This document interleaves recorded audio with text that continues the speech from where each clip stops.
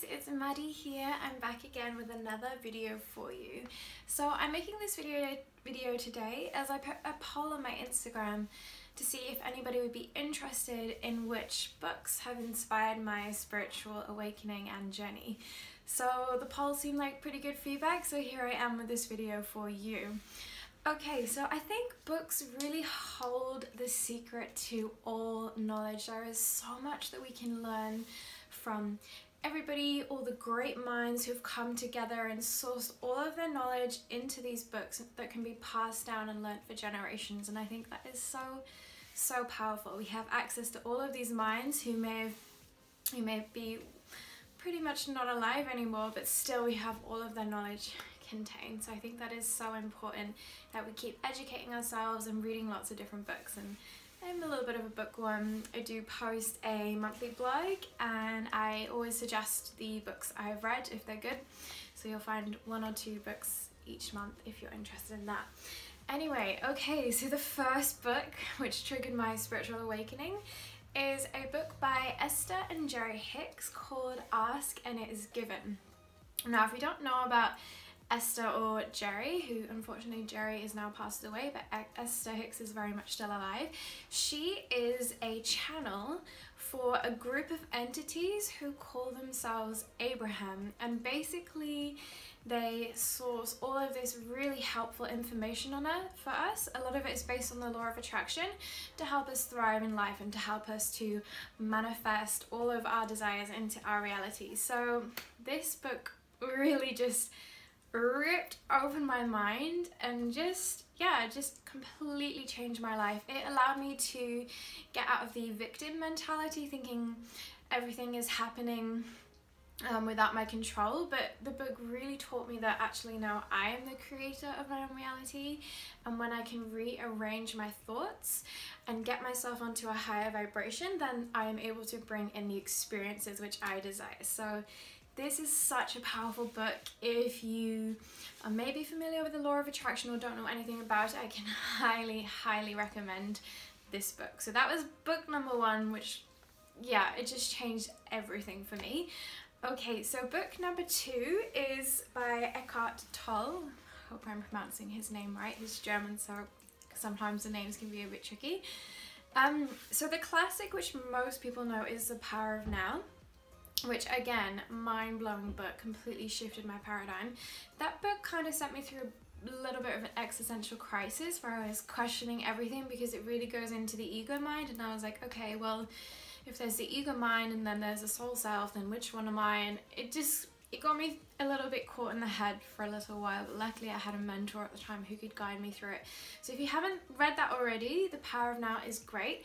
But actually I'm recommending his book after that, which is called A New Earth, which I actually resonated more with than The Power of Now, but still a really great book. The New Earth just breaks down the new paradigm changes that we're going through and how we can bring ourselves into more alignment with it. It was quite a few years ago that I read it now, so I'm probably gonna have to reread it, but I do remember it had such a powerful impact on me. So A New Earth by Eckhart Tolle, whichever. I'm gonna link all of these books below as well, so you don't have to worry about writing them down or going back through the video.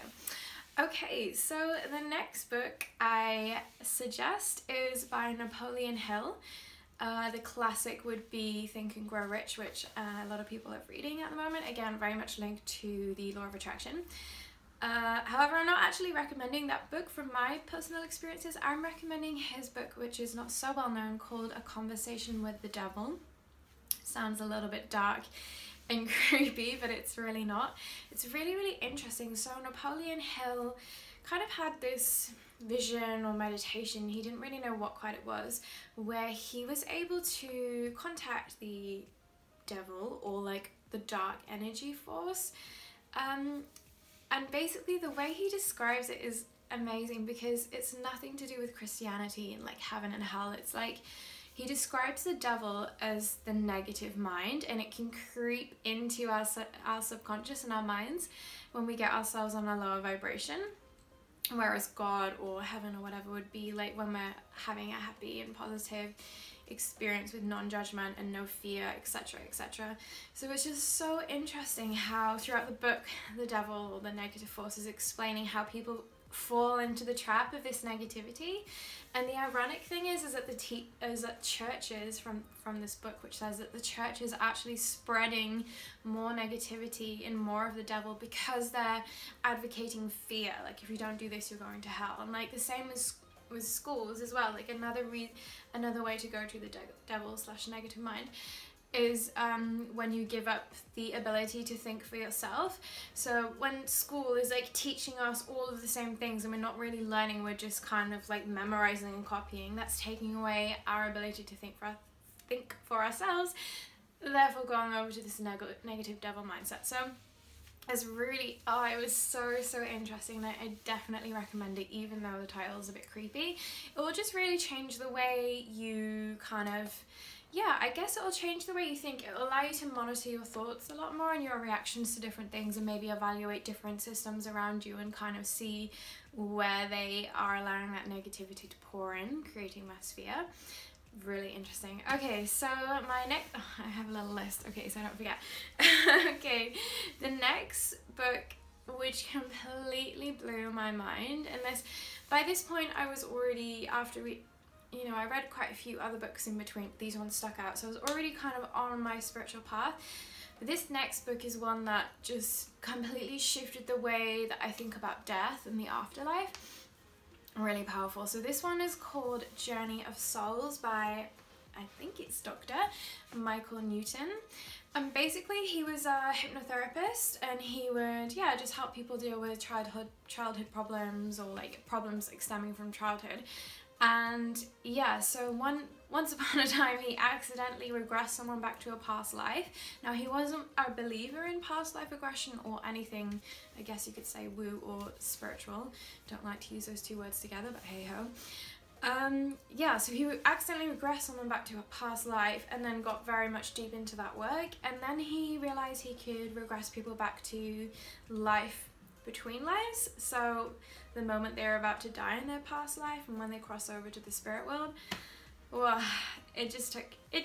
Journey of Souls, it takes you on such a journey. It's so crazy because the book is just basically a compilation of case studies of like thousands of cases, and he basically describes the whole process of dying, exiting the body, entering the spirit world, reviewing the life, meeting your spirit guides, reuniting with your soul group, having a council with the elders, and then choosing your next life. And it's completely epic. Like, it's crazy because all of these case studies from so many different types of people with different religious views, different types of cultures, and they're all saying the exact same thing, okay, maybe in different words, but it's just amazing that all of these people are describing the same experiences. So I can highly recommend that, especially also if maybe you have someone in your life or someone who's close to you who's passed away, or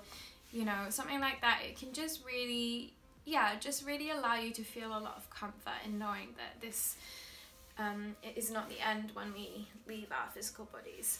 So okay, the next book is maybe another one that you know. It's called The Four Agreements by Don Miguel Ruiz.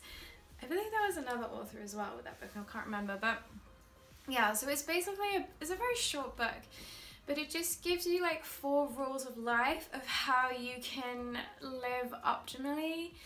And it's so nice. It's such a nice reminder as well. So I don't really want to go through all of the rules and spoil the book for you, but one of the rules was don't take anything personally, and I think that's such a powerful lesson that we all need to learn, because we're human, we all have egos, but I guess a lot of us do take everything personally, and like 99% of the time it's not even about us.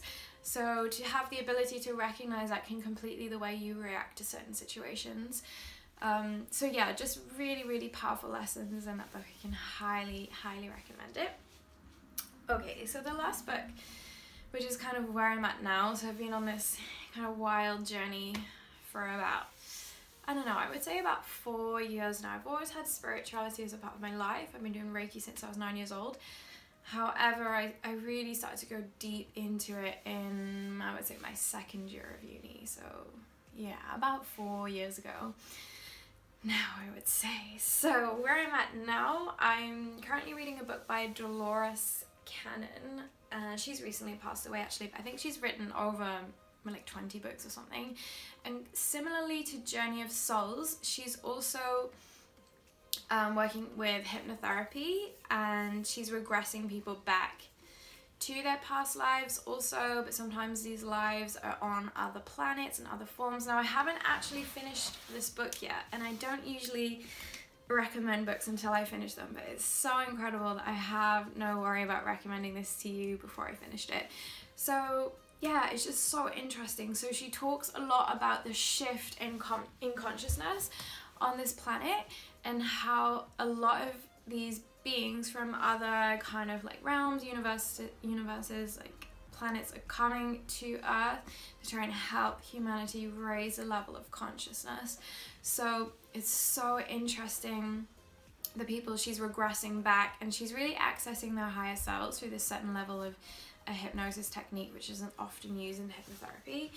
And yeah, it's just amazing the different messages that are coming out, and she's had thousands and thousands and thousands of case studies. So it really just reminds you that we are here on this earth with a clear purpose. So yeah, it just helps you to get back in touch with what you're meant to be doing, and kind of gives you, yeah, it gives you a sense of purpose. Like, this isn't all for nothing, and it's just a really nice reminder of that. So those are my, how many books is that? 1, 2, 3, 4, 5, 6, 7. 7? Okay, I think 7. Those are my 7 book recommendations.